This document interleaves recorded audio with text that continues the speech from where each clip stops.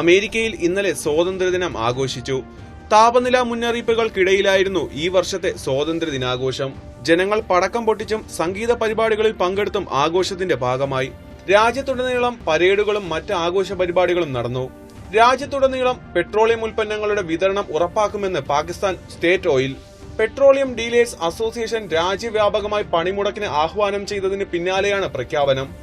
പാകിസ്ഥാനിൽ പെട്രോളിയം ഉൽപ്പന്നങ്ങളുടെ വിപണനത്തിലും വിതരണത്തിലും ഏർപ്പെട്ടിരിക്കുന്ന പെട്രോളിയം കോർപ്പറേഷനാണ് സ്റ്റേറ്റ് ഓയിൽ. പെട്രോൾ പമ്പുകളിൽ ഇന്ധനം സ്റ്റോക്ക് ചെയ്യുന്ന നടപടി തുടരുമെന്നും അധികൃതർ അറിയിച്ചു. ഇസ്രായേലിലെത്തുന്ന ടൂറിസ്റ്റുകളുടെ എണ്ണത്തിൽ വൻ ഇടിവ്. ഈ വർഷം ജൂണിലെ കണക്ക് പ്രകാരം 97,700 യാത്രക്കാരാണ് ഇസ്രായേൽ സന്ദർശിച്ചത്. 2023 ജൂണിലെ കണക്കുകൾ പ്രകാരം 83% കുറവാണ് ഈ വർഷം ഉണ്ടായത്. 2024 ആദ്യ പകുതിയിൽ 5 ലക്ഷത്തിലധികം സന്ദർശകരാണ് ഇസ്രായേലിലെത്തിയത്. 2023 ആദ്യ പകുതിയിൽ ഇത് 2.1 ദശലക്ഷമായിരുന്നു. വടക്കൻ ചൈനയിൽ നിന്ന് 2 പുതിയ ധാതുക്കൾ കണ്ടെത്തി ചൈനീസ് ജിയോളജിസ്റ്റുകൾ. മംഗോളിയയിലെ സ്വയംഭരണ പ്രദേശത്ത് സ്ഥിതി ചെയ്യുന്ന ബയാൻ ഒബോ നിക്ഷേപത്തിൽ നിന്നാണ് ധാതുക്കൾ കണ്ടെത്തിയതെന്ന് അധികൃതർ അറിയിച്ചു. സ്കാൻഡിയോ ഫ്ലൂറോ, എക്കർമാനൈറ്റ് എന്നീ അപൂർവ ലോഹങ്ങളാണ് കണ്ടെത്തിയത്.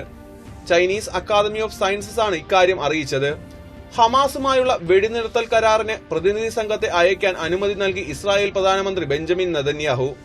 പ്രാഥമിക ചർച്ചയ്ക്ക് ശേഷമാണ് പ്രതിനിധി സംഘത്തെ അയക്കാൻ അനുമതി നൽകിയത്.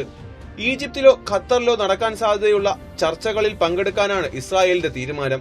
ഇസ്രായേലുമായുള്ള നിർദ്ദിഷ്ട കരാറിന് ഹമാസ് പ്രതികരണം അറിയിച്ചതിന് തൊട്ടു പിന്നാലെയാണ് നടപടി.